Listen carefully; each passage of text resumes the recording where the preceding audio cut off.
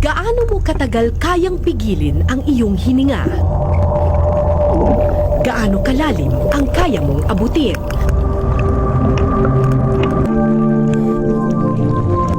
Ang free diving ay isang paraan ng pagsisid na di gumagamit ng anumang aparato.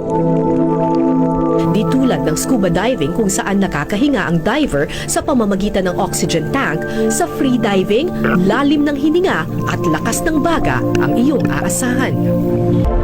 Ang susi sa pagsisid, maging panatag ka sa tubig. Kalmado ang puso, kalmado ang isip, kalmado ang bawat galaw. Sa ganitong paraan, mas tatagal ang oxygen sa iyong katawan. Masaya at madali sa unang tingin pero hindi biro ang free diving.